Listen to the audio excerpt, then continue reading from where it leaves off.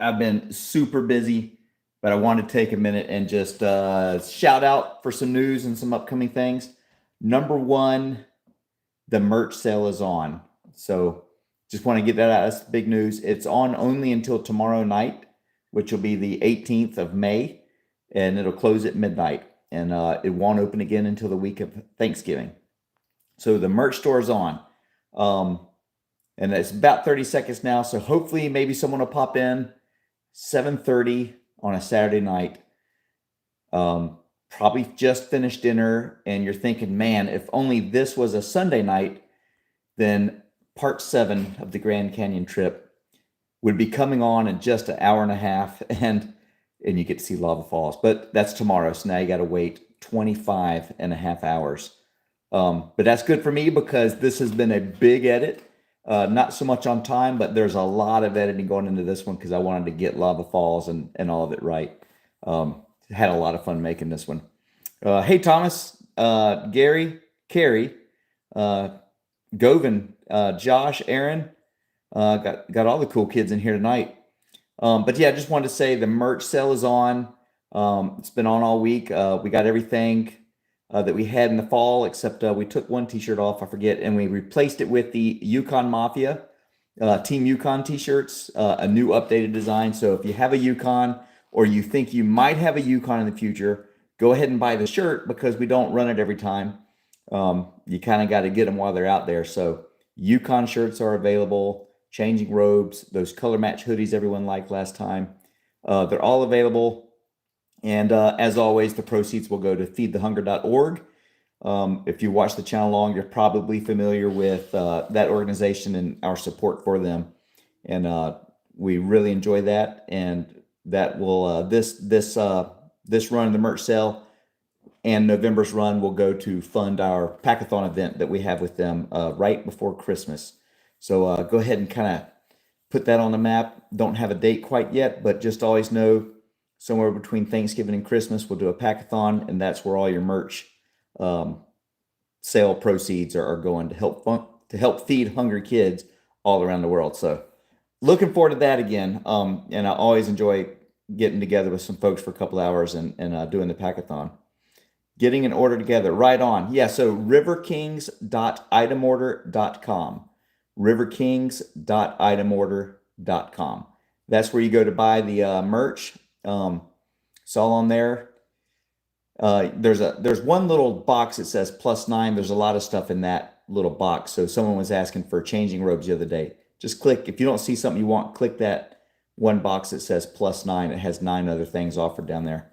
But yeah, that's the big news. Other news, I got another trip lined up. It's a very short one with a YouTube A-lister, local guy here. And we've done some trips together, but this will be a new thing for him. And I don't know if he's on here right now. I may have seen one name that I recognize, but I'm going to keep it a secret. But look for that in the next few weeks. That's coming on. I saw you down there. I know you're in there. And they're gonna be how do I say this without giving it away? But this will be some new experiences for them, kind of taking it up a notch. It's not Lava Falls, but they will have the same feelings when they go through this river we're going to do. So that's going to be fun. Hey, Brad, Nathan, Scott, Andrew, Gary, I saw most of you guys. Yeah, so that's happening. But real quick, if you want, if I turn this screen around, where's my thing to turn the screen around? Oh, boom, look at that. That is the middle of the edit, and you can guess where that is. That's Lava Falls. And since you're on here on a Saturday night, wishing it was Sunday night so you could watch this, maybe I'll give you a sneak peek. So brace yourself. It won't last long.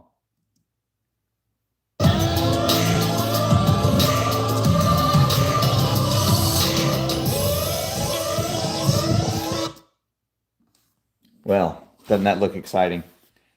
Got alarm bells going off. We got the Chunder cam rolling, and someone's exploring some alternate paths through Lava Falls there. Let me tell you, it's a big rapid. It's the biggest rapid in North America. It's on the top 10 list for biggest rapids on the planet. Drops 37 feet in just over 100 yards. And you get over 20 miles an hour in speed in a whitewater kayak going through there, which is out of control. Uh, it's it's a lot of water. And so the other thing you got to know is that nothing can really prepare you for seeing something that big, except the other 16 days at the Grand Canyon. But this one's a little different than them, and there's a lot of soul searching going on while we were scouting lava. A lot of soul searching, even while they're getting in the boats. And then when we pushed off to run that, there was some folks going through some emotional growth. We'll put it that way. And it's a very special video. The rapid was fun, but I got some video from after the rapid that is actually special. I'm not saying that in a funny way, but just every range of emotion in the spectrum River experienced. And he was wearing my 360 camera, didn't actually know how to turn it off. And so there was 29 minutes of River after Lava Falls.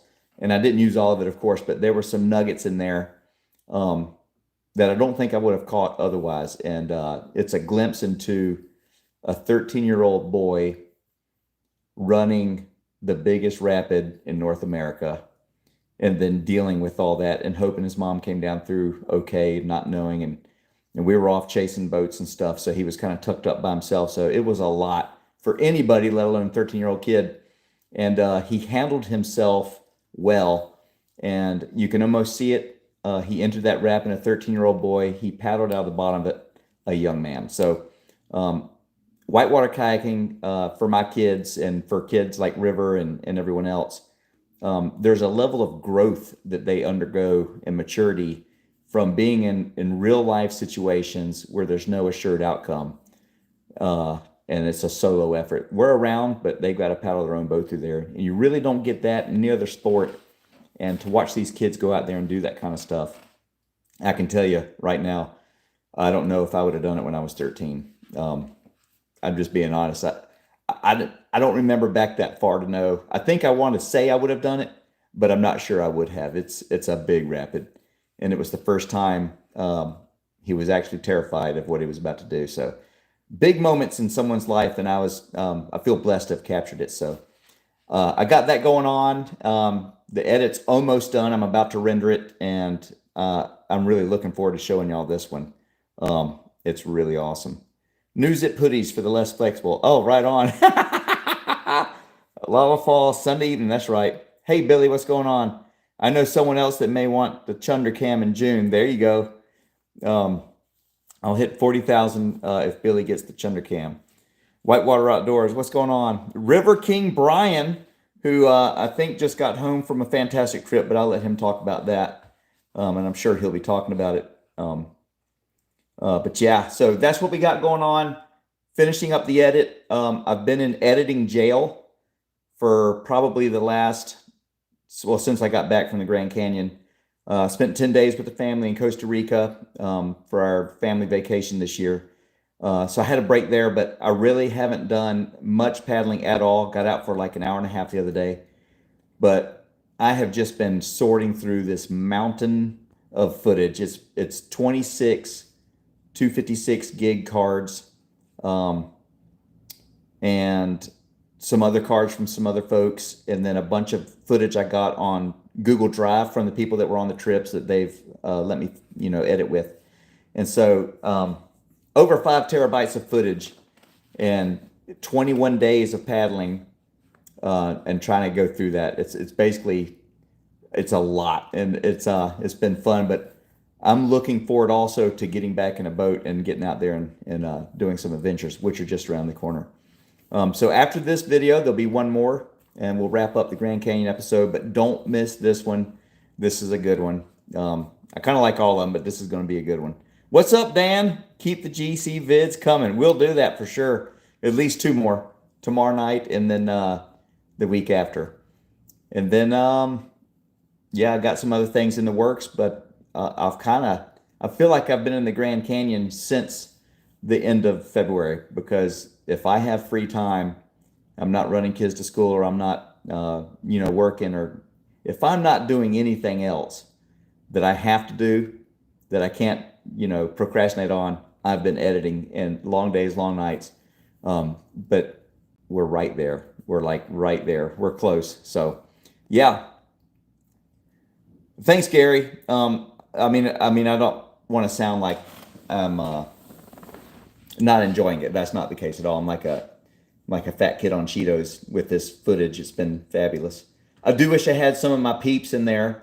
Brian Austin, Kevin, Alan, all the guys that give me all the other footage. I've been so used and accustomed to having the luxury of their footage too on our trips, and they've got each one of them captures a kind of a different flavor, and they look for different shots, be it on purpose or not. But when I get their footage, there's so much more to it than just my footage. And being out there in the Grand Canyon without my boys, that are always on the trips, it was mostly just me that was really trying to capture it, document the trip, aside from some of the big rapids. So it's a lot of work when you're doing that, hiking up for all the B-roll and all that stuff. So yeah.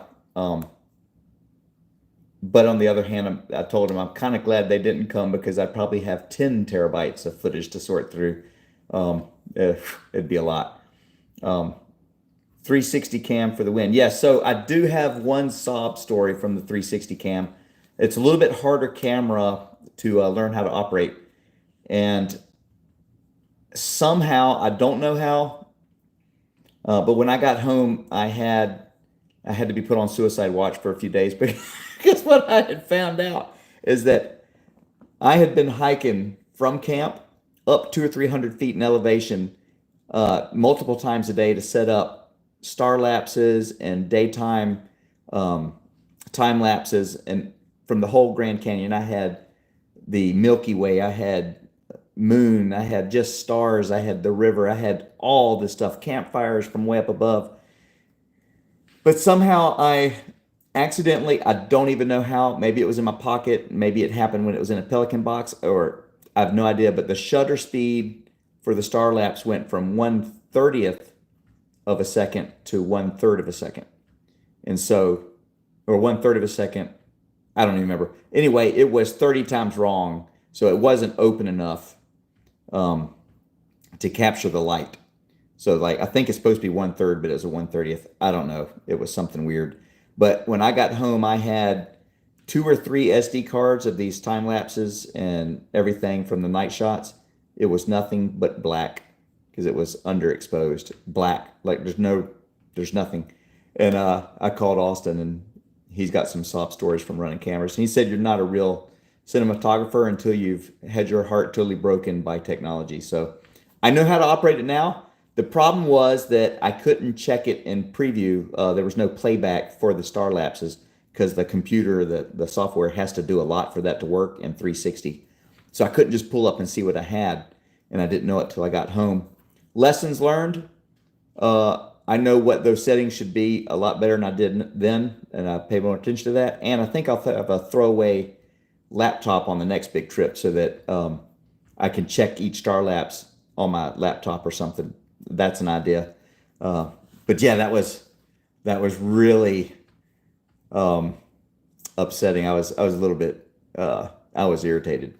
I was like, you got to be kidding! I probably hiked up and down probably 5 or 6 thousand feet, 7,000, maybe more, and probably 10 to 15 miles of hiking on all those in and outs of camps. I'd go maybe a quarter mile to half mile from camp, or maybe just straight up, almost climbing vertically on all 4 hands.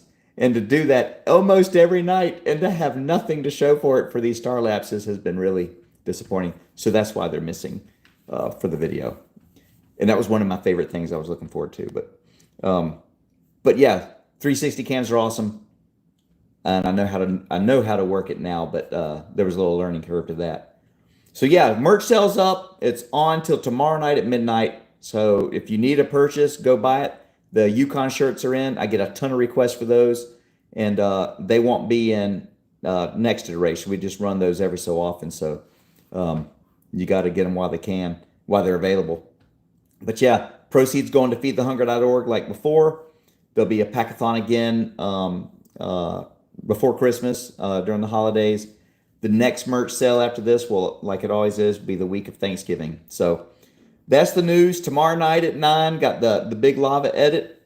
I will also drop a Lava Falls only edit probably Monday after the video releases on Sunday. So I almost dropped that for the members, but I wanted to make them wait till tomorrow. It's just cruel. Some of my friends have seen it and they like it, so but it's fun. So that's what I got. Don't want to keep you too long. Got to get back to editing. Go check out the merch store. And I can't wait to see y'all tomorrow night. And I can't wait to get up with River King Brian soon, so I can hear all about his last trip. And now I finally have ammunition with my friends for talking about certain subjects. So that's what we got. Oh, I want to say, hey, Bailey. Bailey's telling me it's time to go outside. What's up, Libby? She doesn't like the camera. All right, guys. Talk to you tomorrow, and we'll see you then.